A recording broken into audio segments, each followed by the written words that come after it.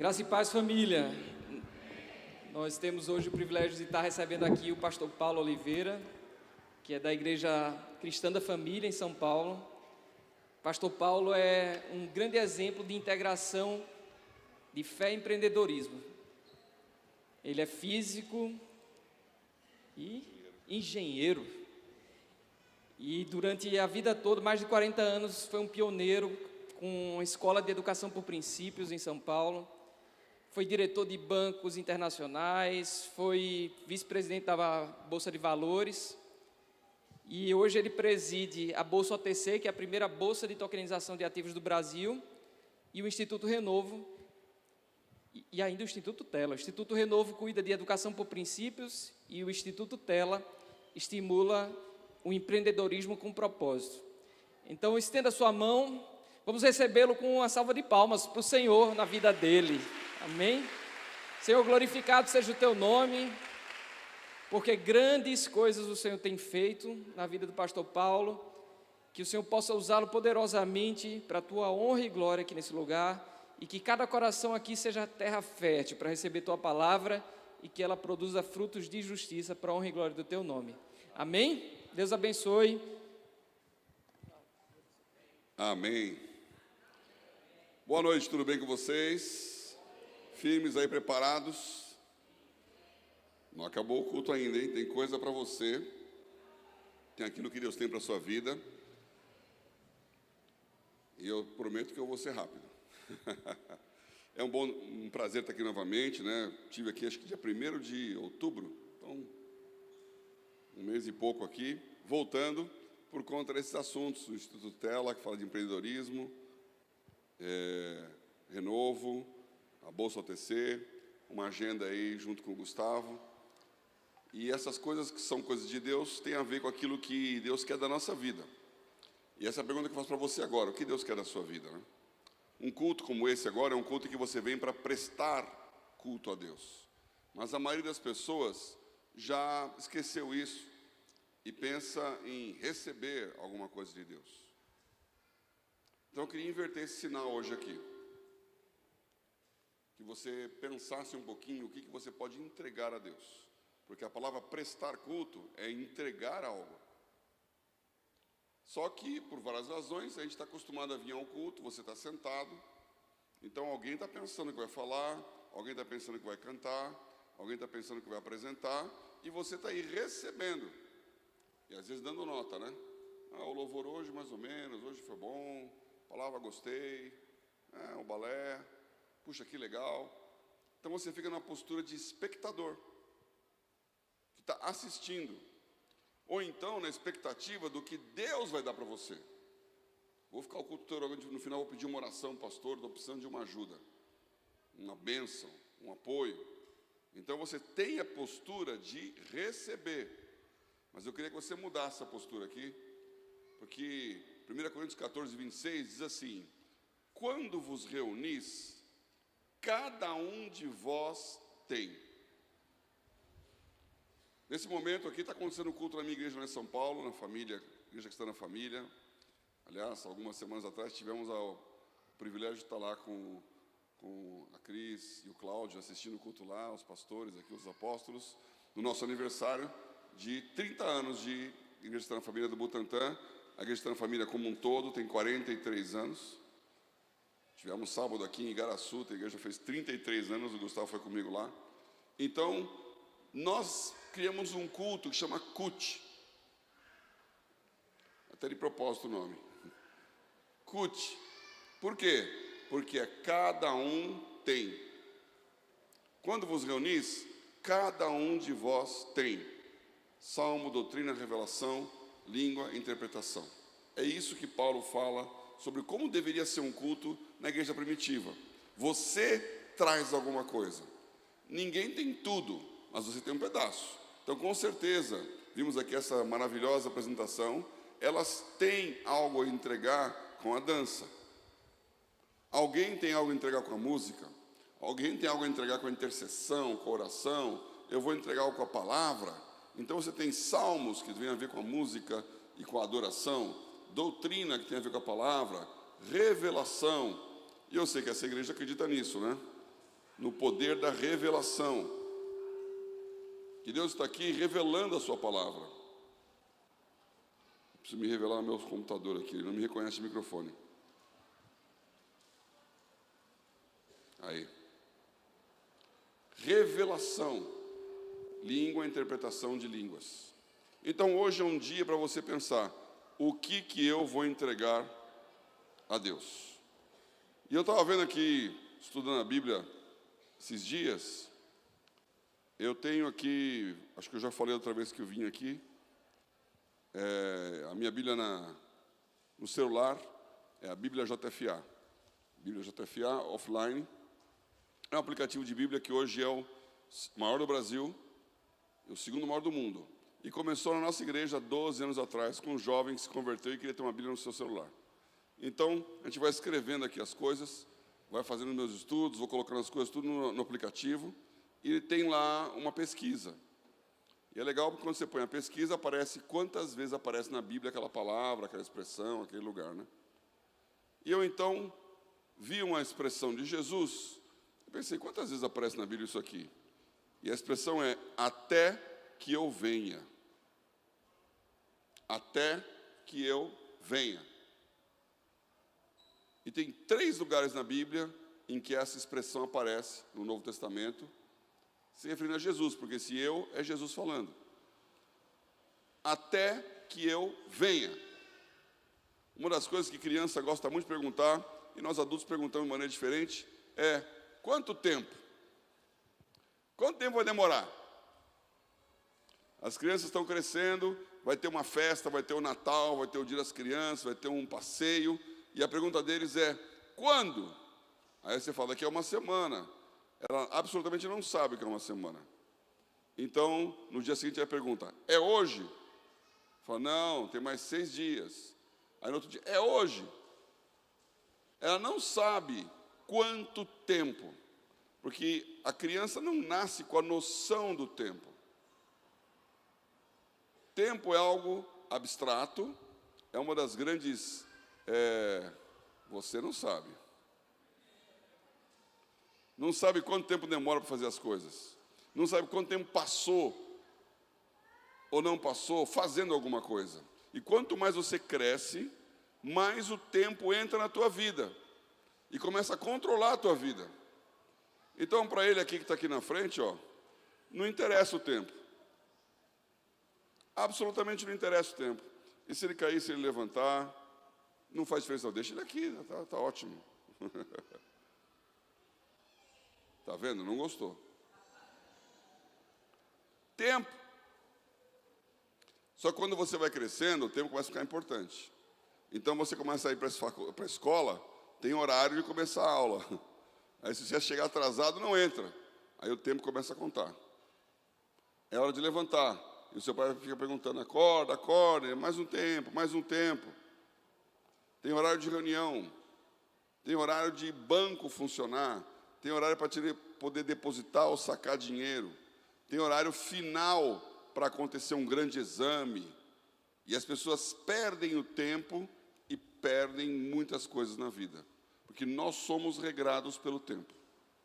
Tem um livro interessante que fala Mensuração da Realidade, que explica por que a sociedade europeia, que era muito mais atrasada nos séculos 13 e 14 do que as sociedades do Oriente Médio e da Europa Oriental e da Ásia, a China, o Japão, a Índia, eram muito mais desenvolvidos do que a Europa. De repente, ela passa na frente. E a resposta do livro chama-se Mensuração da Realidade. A capacidade europeia de, na tecnologia, medir o tempo. Eu sei que os pastores estão aqui agora na Europa, né? Minha mulher também, nesse momento está lá na Suíça, que é a terra do relógio. E em toda a cidade tem uma igreja, tem um relógio, o Lago da Matriz, e o relógio marcando o tempo. E quando na Idade Medieval começou a se contar o tempo, tinha alguém que chegava lá e falava, batia o bumbo lá, batia o gongo, e dizia, 10 horas, tudo vai bem. 11 horas, tudo vai bem. A necessidade de medir o tempo e ganhar com isso produtividade. E essa frase de Jesus é: quanto tempo eu vou esperar?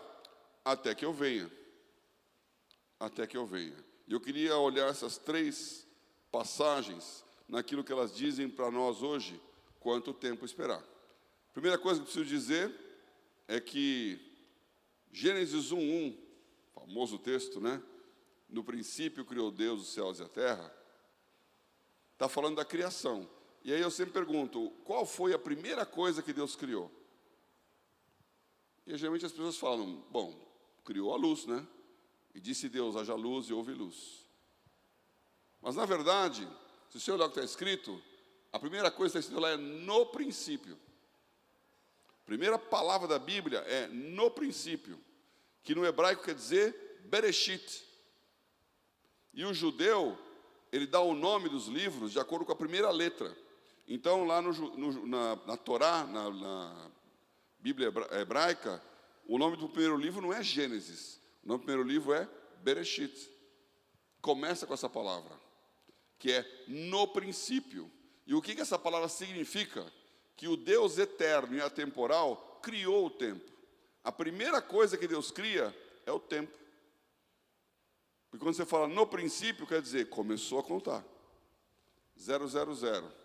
Aperta o cronômetro. Principiou. Startou. Começou. E ciclos de tempo vêm nos acompanhando. Eu acho que eu falei isso um pouco outra vez, não vou gastar o tempo aqui hoje, falando dos ciclos, mas eles são muito, muito, muito importantes na sua vida. E por isso, quando ele fala até que eu venha, é até que esse ciclo se complete. Porque Jesus Cristo é o alfa e o ômega, o princípio e o fim. E você tem que aguentar a situação até que ele venha. Primeira vez que isso aparece é em Lucas, no capítulo 19. Então, abra aí a sua Bíblia ou o seu celular. Lucas 19. Aqui, vou ler a partir do versículo 11. Tem a parábola dos 10 servos e das 10 minas. E ouvindo ele essas coisas, ele prosseguiu e contou uma parábola, porquanto estava perto de Jerusalém, e cuidavam que logo se havia de manifestar o reino de Deus. Então, esta parábola está sendo contada porque as pessoas estavam achando que logo ia chegar o reino de Deus. E Jesus diz assim: certo homem nobre partiu para uma terra remota, a fim de tomar para si um reino e voltar depois. Nossa, está ficando difícil aqui de ler. E chamando 10 servos seus, deu-lhes 10 minas e disse-lhes: negociai até que eu venha. Mas os seus concidadãos aborreciam-no e mandaram após ele embaixadores dizendo: não queremos que este reine sobre nós. E aconteceu que, voltando ele, depois de ter tomado o reino, disse que lhe chamassem aqueles servos a quem tinha dado o dinheiro, para saber o que cada um tinha ganhado, negociando. E veio o primeiro dizendo: Senhor, a tua mina rendeu 10 minas. E ele lhes disse: bem está, servo bom, porque no mínimo foste fiel, sobre 10 cidades terás autoridade. Veio o segundo dizendo: Senhor, a tua mina rendeu outras 5 minas. E a este diz também: sê tu também sobre 5 cidades. E veio outro dizendo: Senhor, aqui está a tua mina, que guardei no lenço, porque tive medo de ti, que és homem rigoroso, que tomas o que não puseste e cegas o que não semeaste. Porém ele lhe disse: mau servo, pela tua boca te julgarei. Sabias que eu sou um homem rigoroso, que tomo o que não pus e cego o que não semeei. Por que não puseste, pois, o meu dinheiro no banco, para que eu, vindo, o exigisse com juros? E disse aos que estavam com ele: tirai-lhe a mina e dai ao que tem 10 minas. E disseram-lhe eles: Senhor, ele tem 10 minas.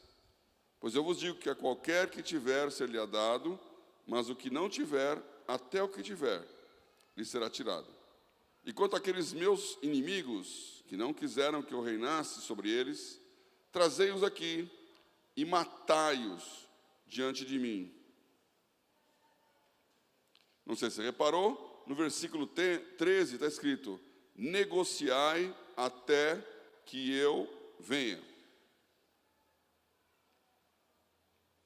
Essa parábola das 10 minas, ela é muito similar, e nos outros evangelhos contada com as parábolas dos talentos. É um pouco diferente, porque lá um ganha 5, ganha 2, um ganha 1, aquele ganha 1 em terra. Aqui são 10 servos e cada um ganha uma mina, que é uma quantidade de dinheiro. E a palavra é: negociai até que eu venha. E ele vai guerrear, volta e manda prestar contas. O que vocês fizeram? E um disse: com uma eu consegui 10. Muito bom. Você vai ter governo sobre 10 cidades. Com uma eu consegui 5. Vai ter governo sobre 5 cidades. Aí o outro diz: eu tive medo. Eu sabia que o Senhor era um Deus rigoroso. Cega onde não semeaste. Escondi aqui, guardei num lenço. Toma o que é teu. E ele disse: servo mau. Eu, quando olhava essa parábola, eu ficava preocupado, porque esse homem que não rendeu nada, também não fez nada de errado.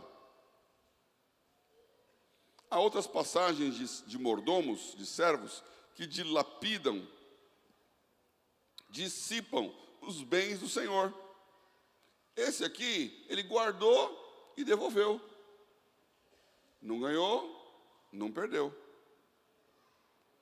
Eu não sei se eu falei isso aqui, mas outra vez que eu preguei, mas eu trabalho no mercado financeiro. Eu fui diretor de banco, tesouraria, décadas. E também pastor de igreja. E eu tinha essa dúvida, que hoje o Instituto Tela aborda, sobre ser bivocacional, sobre trabalhar para Deus, não trabalhar para Deus. Muitas vezes eu pensei: puxa, eu estou aqui no banco, trabalhando, mercado financeiro, operações, mesa, dinheiro, eu devia estar evangelizando, convertendo as almas. Vou abandonar esse negócio, vou ficar na igreja. Teve um tempo que eu fiz exatamente isso. Abandonei lá o banco, me tornei o pastor tempo integral, fiquei bons anos como pastor tempo integral. Deus me chamou de novo para essa situação. E aí me colocou como vice-presidente da Bolsa. Coisa que eu não estava esperando, não estava imaginando. E quando eu estava pregando uma vez sobre essa parábola, num culto de Natal, que eu me lembro bem, eu caí nesse versículo do aquele servo que enterrou, ou que colocou no lenço, a sua mina, e foi repreendido. O que Deus falou? Ele falou: por que você não pegou esse dinheiro e não colocou no banco? Eu pelo menos teria o juro. E naquele dia eu entendi que o benchmark de Deus é o CDI. Para quem não é muito acostumado com linguagem financeira, benchmark é aquilo que a indústria está produzindo. Você tem um fundo, você aplica no fundo, você sabe que ele tem que render alguma coisa. É comparado com quem? Comparado com o CDI. Então rendeu tantos acima do CDI, tantos abaixo do CDI. Deus falou para aquele homem: você devia ter colocado meu dinheiro para render juro. E eu fiquei pensando: se eu pegar a minha vida, sair do banco, trabalhar para Deus, não cobrar nada, não ganhar nem salário, tempo integral para a igreja, custo zero, o que isso vai gerar de receita? O que isso vai gerar de reino? Quantas vidas vão se converter? Qual o resultado para o reino de Deus do meu tempo? E aí eu vou comparar com outra coisa. Eu vou trabalhar 24 horas por dia no mercado financeiro. Eu vou ganhar quanto dinheiro eu conseguir ganhar. E vou pegar todo aquele dinheiro e vou doar para a igreja. Da mesma maneira, trabalhei pro bono, não ganhei nada. Se aquela quantidade de dinheiro que eu consigo gerar for investida no reino, quanto que vai gerar de vida, de resultado, de mudança? Se o meu trabalho secular gera mais frutos para o reino do que o meu trabalho físico, eu estou fazendo errado se eu der meu tempo. Benchmark. E mais ainda, quando ele fala negociai até que eu venha, ele está dizendo para você: você tem tempo. O que todos nós temos aqui são 24 horas por dia. Você tem tempo. Ninguém tem mais tempo do que o outro, ninguém tem menos tempo do que o outro. O que você faz com o seu tempo? E o que Deus está falando é, negocie. A Bíblia fala mais a palavra negócios e dinheiro do que salvação. Jesus disse, eu vim cuidar dos negócios do meu Pai. Então o conceito do negócio, que é tomar risco, é um conceito extremamente bíblico.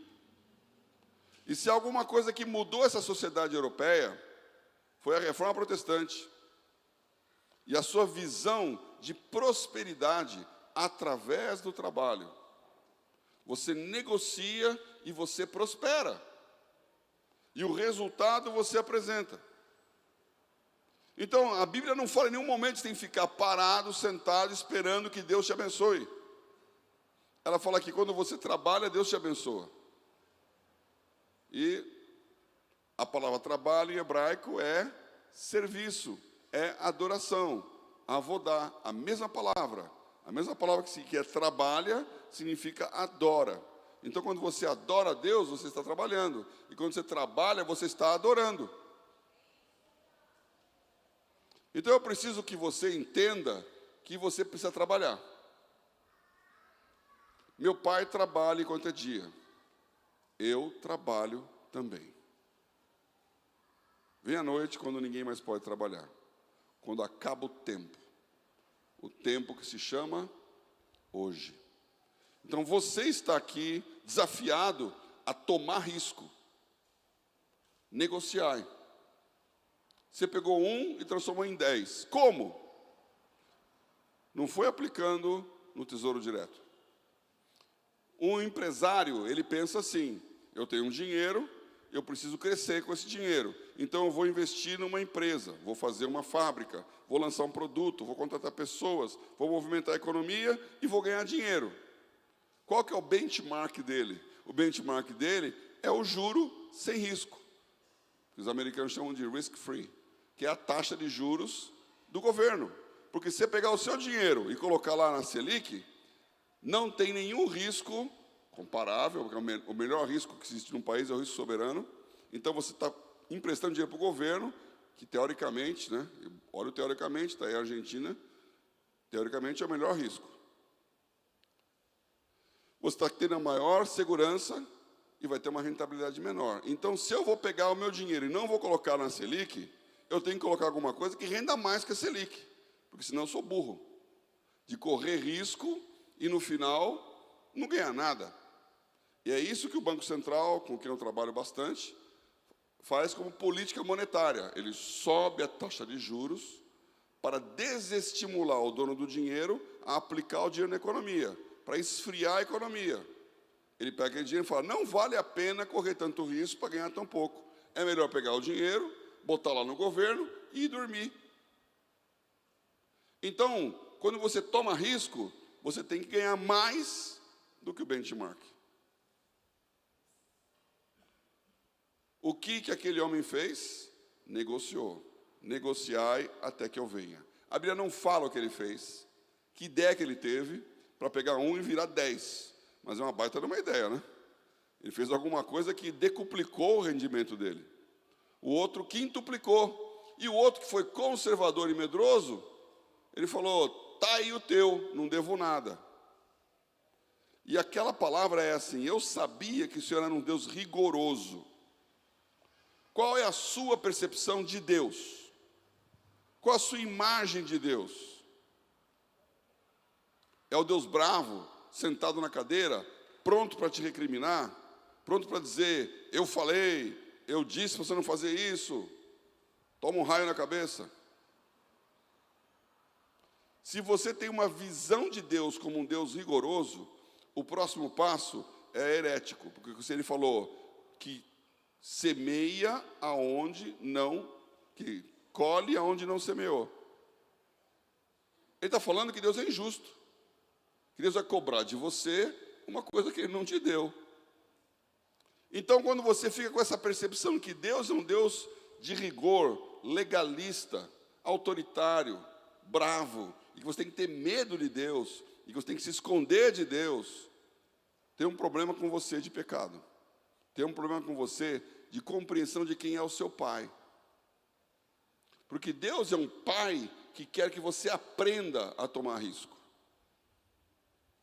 Como eu disse, trabalho no mercado financeiro. Eu lembro bem uma vez que eu estava numa viagem aí com a bolsa para Nova York e conheci lá um corretor ali, judeu.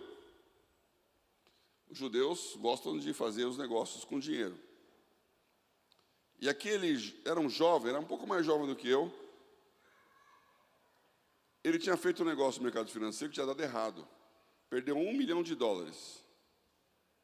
E aí ele estava morrendo de medo, porque o pai dele, que era o dono do negócio, estava chegando para falar com ele. E quando o pai chegou, situação complexa, né? Perdeu $1 milhão. O pai falou: o que aconteceu? Ele explicou. O pai ouviu. E você pensou o quê? E você fez como? Por que você toma essa decisão? Você tomou aquela? Que lição que você tira disso? Fez uma sabatina no filho. E quando acabou aquela sabatina, ele falou: muito bem, você já sabe o que é perder $1 milhão. Está aqui $1 milhão de novo. Volta para o risco. Eu fiquei impressionado com aquilo. Primeiro porque eu falei pensando, se meu pai tivesse $1 milhão, né? Nem todo mundo tem um pai que tem $1 milhão. Mas sabe de uma coisa? Todos nós temos um pai que tem muito mais do que $1 milhão. Glória a Deus. Negociai até que eu venha. Tem uma segunda passagem aqui. Se eu vou me empolgar aqui, vai demorar um tempinho. Preciso acabar essa mensagem. Obrigado. Segunda passagem que fala sobre até que eu venha. João, capítulo 21.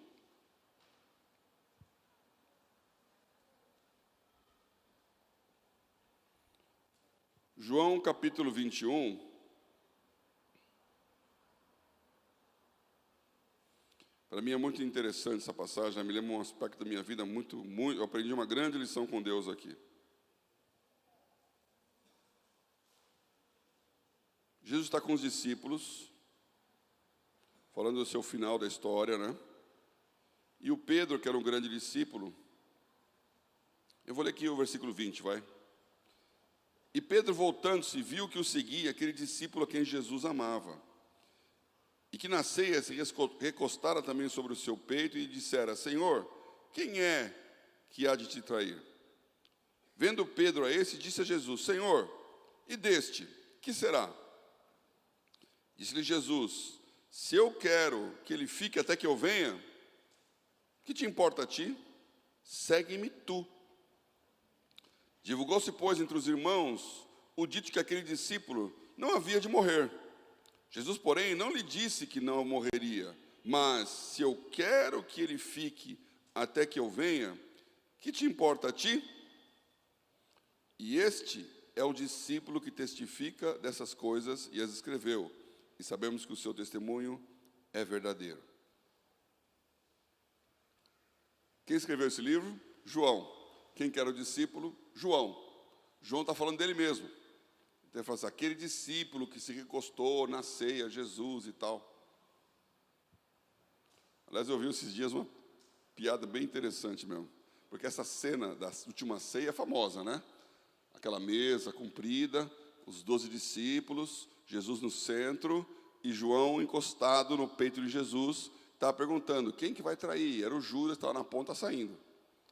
É uma cena famosa, né? Aí uma pessoa perguntou, sabe quais foram as últimas palavras de Jesus na Santa Ceia? Eu falei, não. Ele disse assim, quem quiser sair na foto, venha para esse lado da mesa. Porque aquilo não aconteceu, né? Uma mesa onde está todo mundo de um lado só, olhando para frente, né? Aquilo não foi a Santa Ceia. Provavelmente eles estavam em círculo. Mas o João estava lá, o discípulo amado. E Pedro perguntou, o que vai acontecer com ele? E Jesus falou, se eu quero que ele fique até que eu venha, o que você tem com isso? Cuida da tua vida. C.S. Lewis, um grande escritor, que se converteu depois de velho, era um tremendo ateu, se tornou um grande cristão, escreveu tremendos livros, né? Mere Christianity é um dos melhores. acho que é Cristianismo Básico, que eles traduziram em português, mas tem muito livro de C.S. Lewis, e um dos que eles têm é História para Crianças, que são as histórias de Nárnia. Acho que muitos conhecem aqui, Nárnia. E Nárnia é uma história de mística, onde tem lá um leão, uma feiticeira e 3 jovenzinhos que entram no guarda-roupa na Inglaterra e vão para essa terra de Nárnia. E sempre que... o leão representa Jesus, é o Aslan. E o leão, Aslan, ele dá os conselhos, ele fala as coisas, ele diz o que vai acontecer. E as crianças ficam perguntando o que vai acontecer com o outro. E o leão sempre responde isso.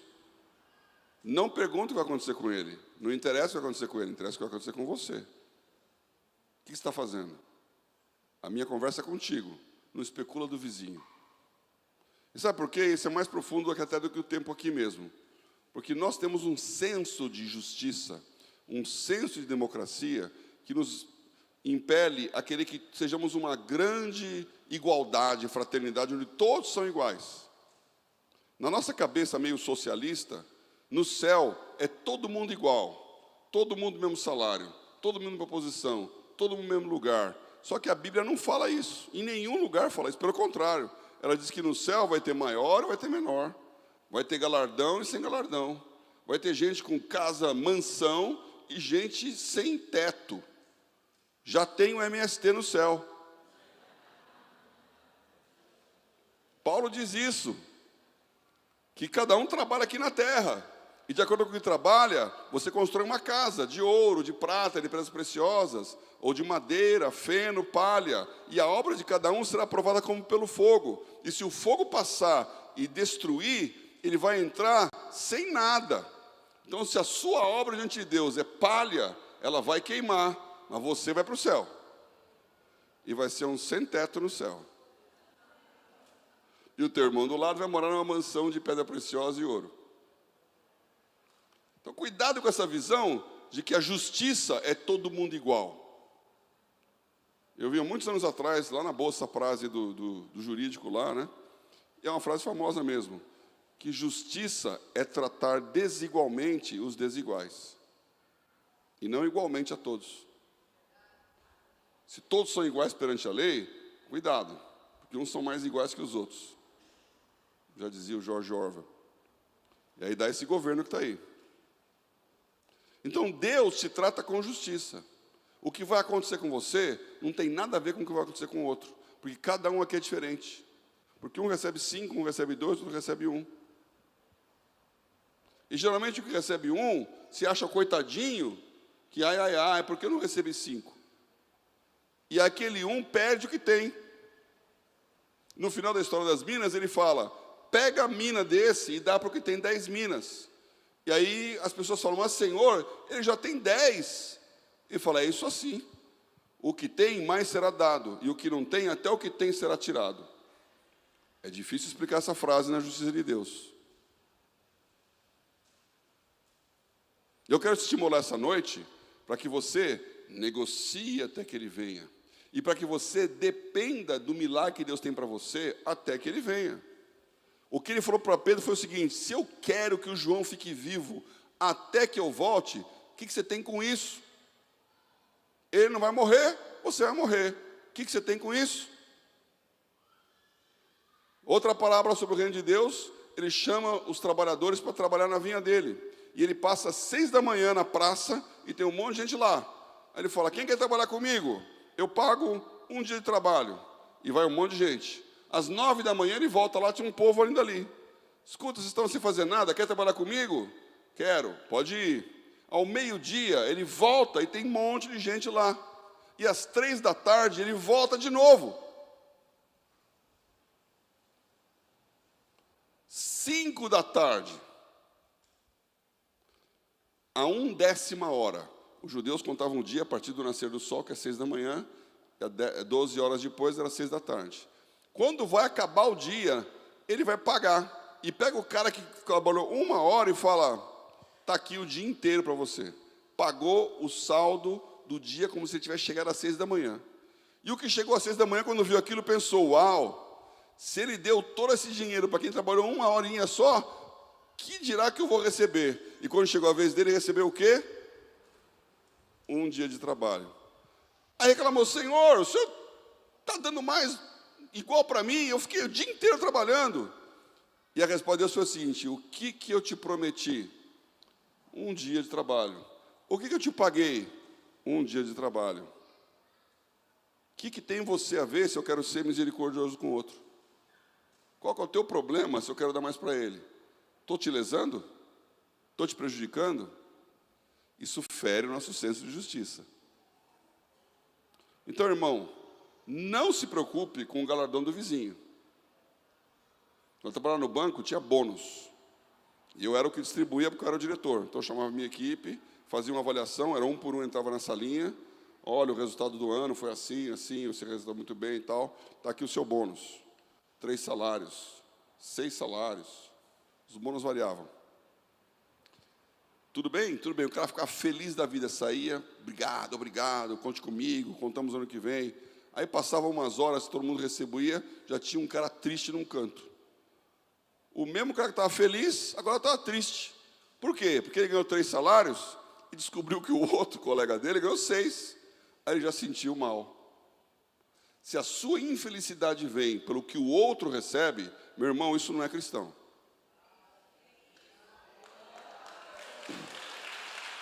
Amém. Tendo que comer, beber, vestir, dormir, estejamos com isso contentes. Deus sabe como tratar com você. Agora eu quero dizer uma coisa nesse texto. Deus sabe te fazer um milagre. Porque o João foi o último que morreu. Então a história correu. João não vai morrer. Jesus falou que iria ficar vivo até ele voltar. João era o mais novo. João devia ter por volta de 16 anos na época de Jesus. Ele era um adolescente.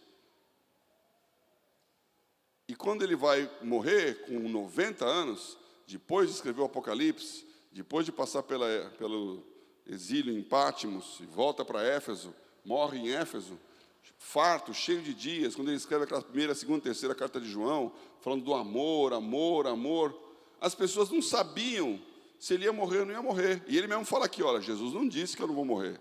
Jesus disse que se eu quero que ele viva, o que você tem com isso? Eu quero te dizer, para que a sua fé se fortaleça, que quando Deus te escolhe, quando Deus tem um propósito para você, não é você que vai impedir o propósito.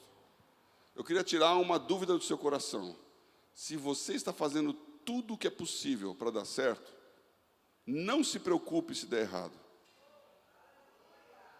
Não é sua culpa. Deus tem um propósito. Você não tem a obrigação de acertar. Você tem a obrigação de obedecer. Deixa Deus fazer o que Ele está fazendo. Porque você não sabe a história. A gente conta como se fosse o resultado no fim do ano. Mas o resultado é na eternidade. E aquilo que você acha que é horroroso pode ser ótimo. Agradeça a Deus. Agradeça a Deus. Uma história que me marcou muito, eu sou mais velho que a maioria aqui, eu li esse livro chamado Refúgio Secreto, quando eu era adolescente para jovem. Refúgio Secreto, escrito pela Corrie ten Boom, era uma holandesa cujo pai escondia judeus na casa dele, no Haarlem, lá na Holanda, durante a guerra nazista. E no final da guerra, quase acabando a guerra, eles foram descobertos.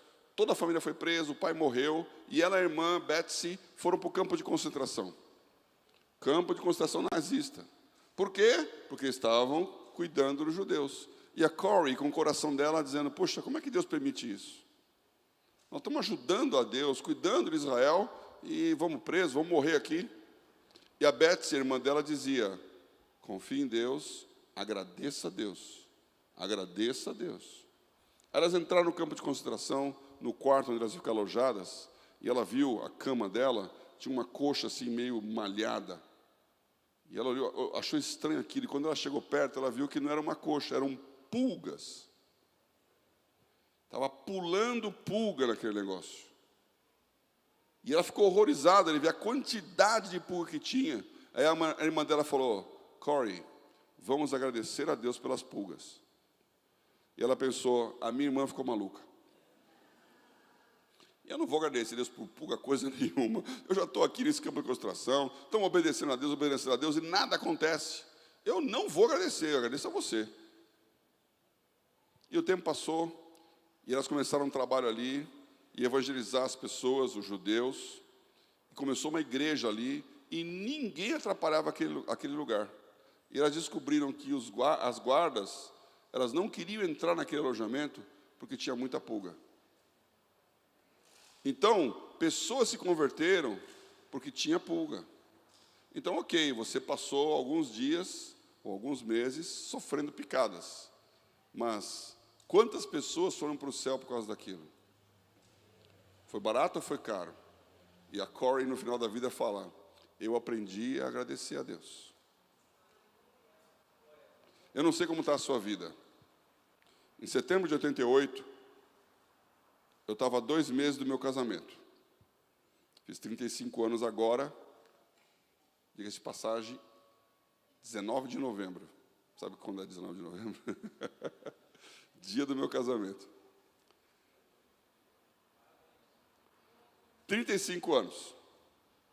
Eu estava a 2 meses de casar, e Deus tinha me abençoado muito, eu estava indo bem, eu era operador de ouro no mercado financeiro, lá no banco, e eu tinha conseguido alugar um apartamento quando a gente ia morar, uma história comprida que não dá para contar, a bênção que foi aquele apartamento, foi um milagre, porque a minha mulher era muito ansiosa, minha noiva na época, e eu fiz um pacto com ela: nós vamos morar, e o primeiro apartamento que aparecer, nós vamos entrar. Eu orei 1 mês por esse pacto. Chegou no dia, eu olhei um apartamento lá em São Paulo, a Vida Paulista, que eu trabalhava ali perto de lugares muito caros, e eu olhei o apartamento e fiquei curioso por ele. E falei: vou olhar esse apartamento. Aí eu pensei, eu falei que era o primeiro, isso aqui deve ser uma nota. E aí, então, eu entrei no apartamento, tinha tudo que eu queria, e custava aí 60% do meu salário, só o aluguel. Maluquice, né? Mas eu falei, foi o primeiro, vou mostrar para minha mulher. A mesmo dia, um amigo meu mostrou para ela um outro apartamento, e ela então falou: vamos ver o seu apartamento primeiro. Vamos ver, estava fechado, o zelador não tinha chave, e eu não conseguia entrar no prédio. Aí nós fomos eu dela, e eu vi um apartamento maravilhoso, enorme, enorme. Para um recém-casado, tinha 3 quartos, 3 salas, um barzinho, uma saleta era minha esposa é médica, uma saleta que podia fazer o consultório, era um apartamento no térreo, tinha até quintal, apartamento com quintal. Então foi um negócio assim, e era 40% do meu salário. Poxa. Aí uns amigos falaram assim: Paulo, para que pagar tão caro? 3 quartos, recém-casado, porque nós queremos ter uma igreja na nossa casa. Nós queremos ter um lugar que as pessoas durmam. Mas você não precisa e tal. E, aliás, a igreja do Butantã, que hoje é a maior igreja da família, nasceu naquele apartamento. E aí, qual que é o milagre? Quando eu fui na imobiliária, eu ouvi lá o nome, chama MGN. E aí eu fiquei pensando, MGN, já vi esse nome. Aí eu perguntei para o cara da imobiliária: vocês não têm apartamento para alugar lá perto da Paulista, lá? Não é MGN que está lá o lugar? Pô, a partir do que eu tinha visto. Aí ele falou: mas você veio por esse apartamento? Eu falei: não, eu vim pelo outro aqui da Vila Mariana. Aí o cara ficou me olhando assim. Eu falei: o que foi? Eu falei: você viu os 2 apartamentos? Eu falei: é. Então, os 2 são do mesmo dono. Os únicos 2 que ele tem.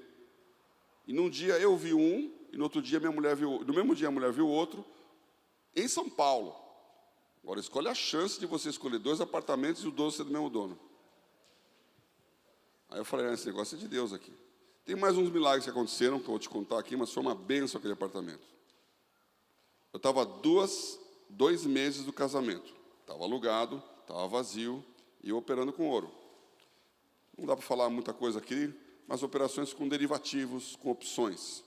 Opção de compra, opção de venda. Então, para não ficar unidirecional, para não correr muito risco, você compra e vende. É uma operação travada. Então, tem risco limitado. O risco era do ouro subir muito, mas subir muito, muito acima dele. Ele estava muito estável aqueles dias. E o ganho era para ganhar, sei lá, acho que na época era por volta de $10 mil. Dava para comprar um Fusquinha. Estava na operação.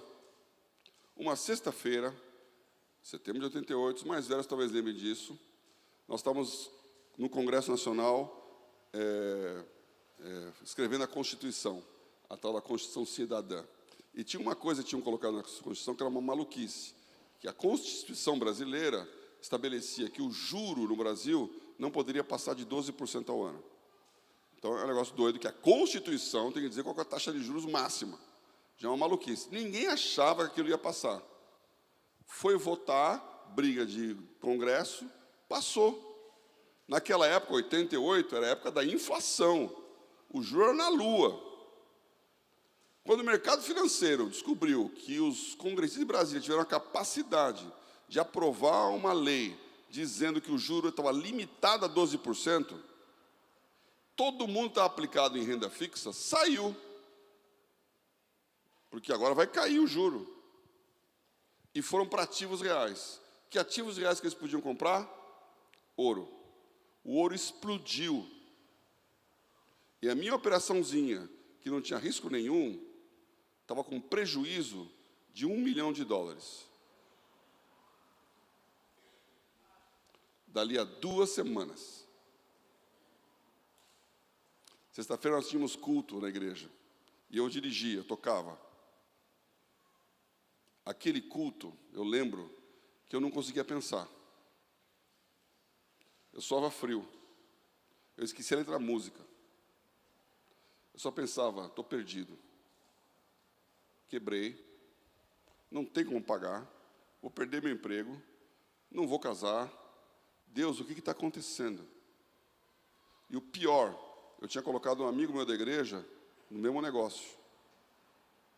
Ia quebrar a empresa dele. Eu não conseguia. Eu não sabia como é que ia contar essa história para os outros. E eu sei que eu saí sexta-feira do culto, fui para aquele apartamento vazio, deitei no chão ali e passei a noite em claro, olhando para o teto. E pensando, ai meu Deus, Senhor Jesus me ajuda, Senhor Jesus me ajuda. E eu sei que nessa hora a gente fica repetindo palavras que a gente nem está pensando. Vira uma reza. Eu tive que encarar meu amigo no sábado, falar, preciso te contar um negócio.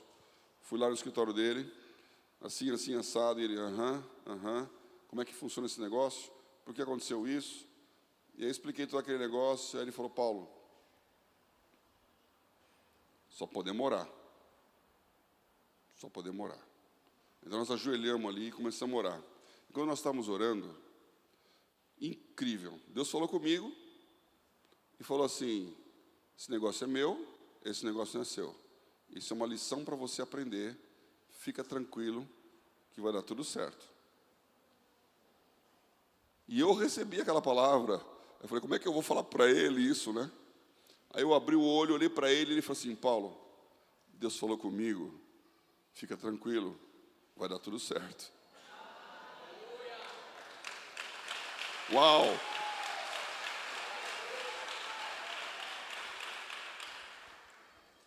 Duas semanas de fica tranquilo. E meu amigo estava lá falando, vai lá que eu estou orando por você, e eu estava lá operando o dia inteiro. E eu tinha que operar mercado, não podia aumentar o risco, o ouro tinha explodido. É difícil explicar o que aconteceu. O banco sabia da minha posição, a corretora sabia da minha posição, está todo mundo meio assim, agora o quê?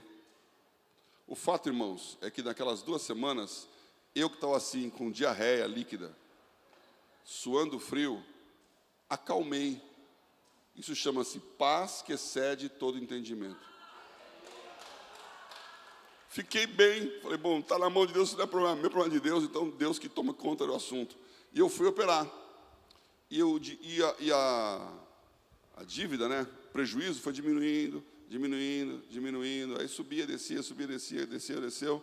Quando chegou um dia da operação, eu estava devendo uns $50 mil. Já dá para pagar, né? Já estava salvo. E todo mundo dizendo, zero a posição.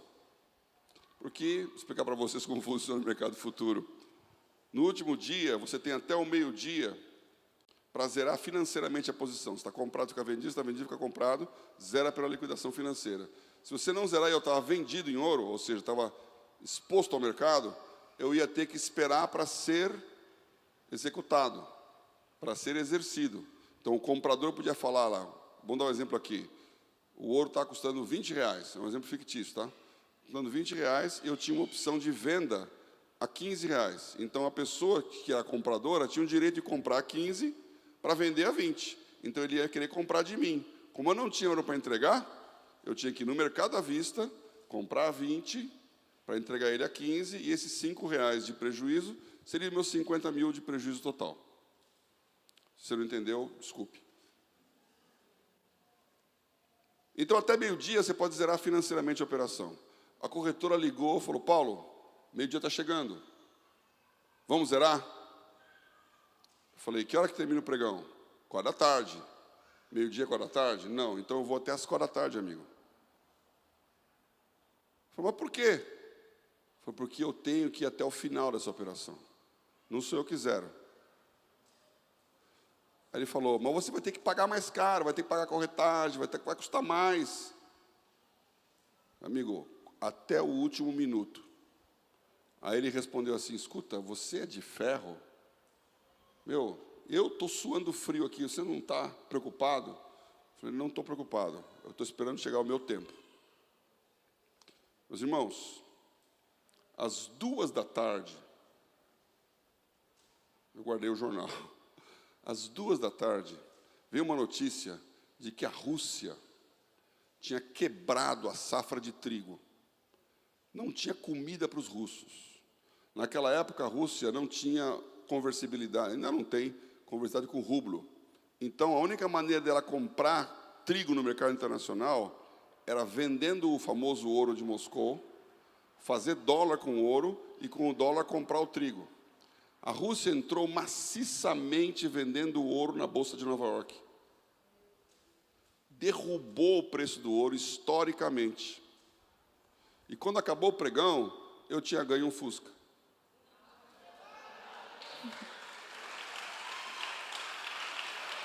Incrível. Incrível. Às 16h, eu estava dolorido de tanta tensão. Sexta-feira, fui para a igreja dirigir o louvor. Não conseguia dirigir, estava só chorando lá. E todo mundo comemorando. E eu pensei, Deus é capaz de mexer no mercado mundial de ouro para salvar a minha pele? E a resposta é... Sim!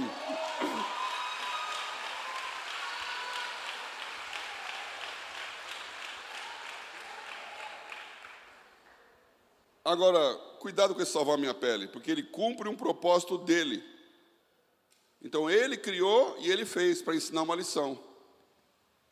Nem posso falar aqui da lição, mas foi uma lição muito bem aprendida. Até que ele venha. Quero falar o último texto aqui.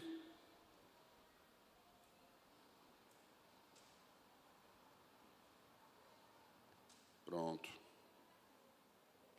Que oração? Até 8h30, tá bom? Não se preocupe com hora, cuidado com isso. Você está falando isso para quem? Vamos lá.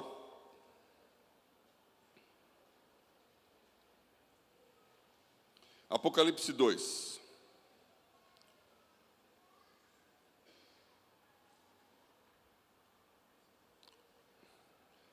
Carta às igrejas aqui da Ásia. Primeira carta à igreja de Éfeso. Segunda carta é Esmirna. Terceira é Pérgamo. E a quarta é Tiatira. Então, a partir do versículo 18, o João está escrevendo isso aqui. E ao anjo da igreja de Tiatira, escreve isso. Escreve, isto diz o Filho de Deus, que tem os olhos como chama de fogo e os pés semelhantes a latão reluzente. Eu conheço as tuas obras, e o teu amor, o teu serviço, a tua fé e a tua paciência, e que as tuas últimas obras são mais do que as primeiras. Mas tenho contra ti o tolerares que Jezabel, mulher que se diz profetiza, ensine e engane os meus servos, para que se prostituem e comam dos sacrifícios da idolatria. E dê-lhe tempo para que se arrependesse da sua prostituição. Não se arrependeu. Eis que a porei numa cama. E sobre os que adulteram com ela virá grande tribulação, se não se arrependerem das suas obras. E ferirei de morte seus filhos, e todas as igrejas saberão que eu sou aquele que sonda as mentes e os corações, e darei a cada um de vós segundo as vossas obras.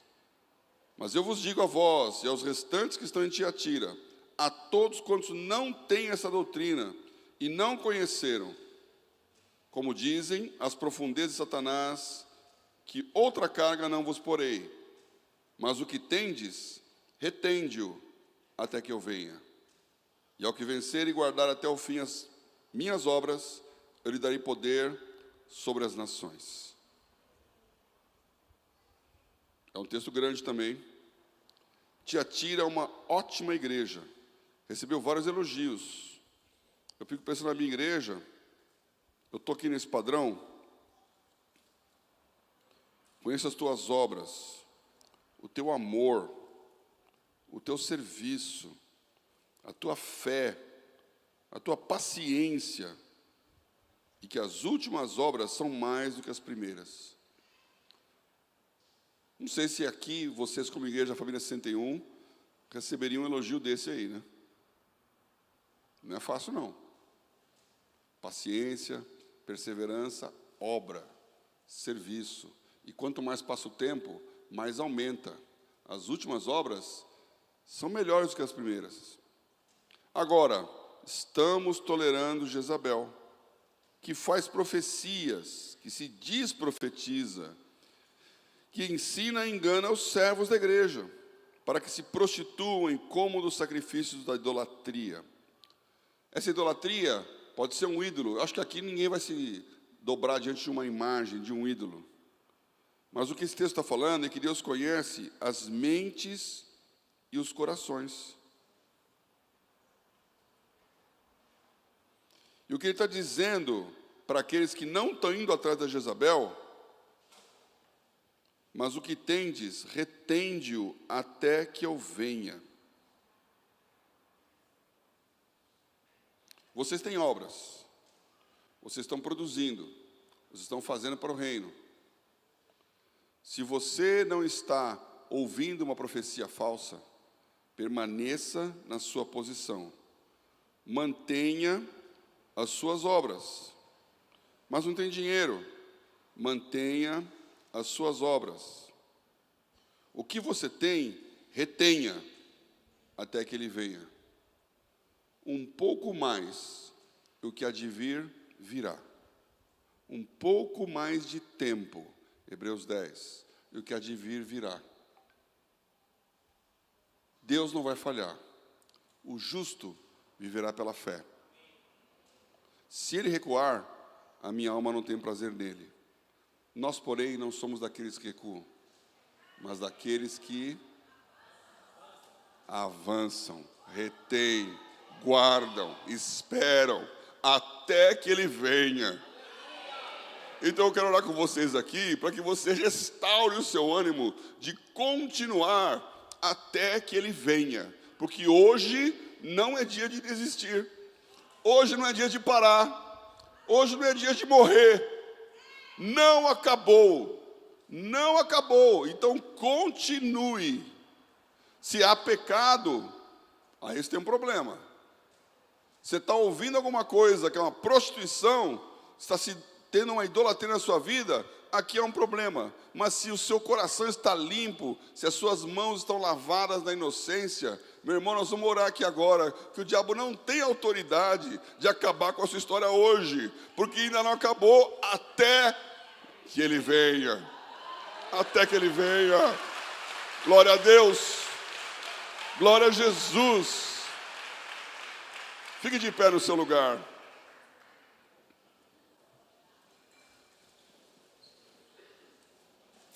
Há uma parábola em que é a mesma coisa. Jesus está falando de como será o fim dos tempos, e a parábola dos convidados para as bodas. E o dono da festa, que é Deus, fala para os seus servos: sai convidando os convidados. E ele convida os convidados, e um fala: não posso, comprei uma junta de bois, rogo-te que me tenhas por escusado. Não posso, tenho uma viagem, comprei uma fazenda, rogo-vos que me tenha por escusado. E os servos voltam e falam: olha, ninguém quis vir. E aí ele fala: vai de novo e vai pelos valados, pelos campos, e chama todo mundo. Chama os mendigos, chama os maltrapilhos, chama os aleijados, enche a casa. E aqueles servos vão e trazem para aquela festa quem estava na rua. E o Senhor, passeando pela casa, vai olhando a casa cheia, e ele vê um homem que não estava com a veste nupcial, não estava com uma roupa de festa. E ele pergunta: cadê a tua roupa? E o estranho dessa parábola é que o outro emudeceu. Se eu sou um mendigo, que estou na rua, na porta do casarão, e o granfino chega e fala: entra aqui na minha festa, e eu estou lá dentro, e o cara fala: cadê o seu smoking, cadê o seu tuxedo? Eu respondo: amigo, você que me chamou, ninguém falou que tinha que ter roupa, eu não tenho roupa. Por que que aquele homem emudeceu? E o pior, o Senhor falou: servos, atai-o de pés e mãos, e jogai-o nas trevas exteriores, onde haverá pranto e ranger de dentes. Porque as vestes são as obras de justiça dos santos. Você foi convidado para uma festa que você não tinha a mínima condição de entrar. Você não merecia o convite. Mas eu quero dizer uma coisa: se você está aqui nessa igreja, você tem que lavar as suas vestes. Você tem que se vestir de linho puro. E o linho puro são as obras de justiça dos santos. Essas mesmas obras que você tem que continuar fazendo até que Ele venha. Então alguns cristãos hoje estão dizendo: Maranata, ora vem Senhor Jesus. Mas tem outros cristãos que estão dizendo: rogo-vos que me tenhas por escusado. Deus, não volta agora não. Agora eu preciso comprar uma casa nova. Agora eu tenho uma junta de bois. Agora as coisas estão acontecendo. Agora eu estou prosperando. Não volta hoje não. Volta mais para frente. Onde está o seu coração? Tudo isso aqui é o pouco sobre o qual nós somos fiéis e vamos ser postos sobre muito. Que essa igreja possa dominar a cidade, assim como os trabalhadores da mina, por multiplicarem com seus negócios aquela mina, ganharam governo sobre 10 cidades, sobre 5 cidades. Que cada bairro aqui de Recife tenha autoridade espiritual da sua voz, por aquilo que você faz para Deus. E que a nossa oração todo dia seja: Senhor, volta hoje. Eu estou com saudades do céu. Está tudo bem aqui, mas a minha casa mesmo é de ouro, pedra preciosa. Eu quero morar na minha mansão celestial. Eu quero estar com o Senhor o tempo inteiro. Lava o seu coração. Feche seus olhos. Senhor, nós estamos aqui trabalhando enquanto é dia. Nós estamos aqui multiplicando a tua fazenda. Nós estamos aqui entregando os teus negócios. Nós estamos aqui precisando de um milagre. Mas eu quero dizer essa noite com meus irmãos: esse milagre não é para que nós nos demos bem. Esse milagre não é para que a nossa riqueza cresça. Esse milagre não é para que a gente viva folgadamente nessa terra. Porque é melhor viver a vida inteira apertado, mas estar no céu um dia, do que viver regaladamente aqui e passar a vida numa perdição eterna. Eu quero abençoar aqueles que hoje estão com o seu senso de orientação estragado, estão com sua capacidade de discernimento afetada, aqueles que estão julgando que são injustiçados porque não recebem igual aos outros, porque não acontece como acontece com os outros, porque a promessa de prosperidade não aconteceu. E eu quero declarar, Senhor, que ainda não acabou. Até que o Senhor venha, nós vamos permanecer firmes, nós vamos permanecer fiéis, nós vamos permanecer recebedores do teu milagre.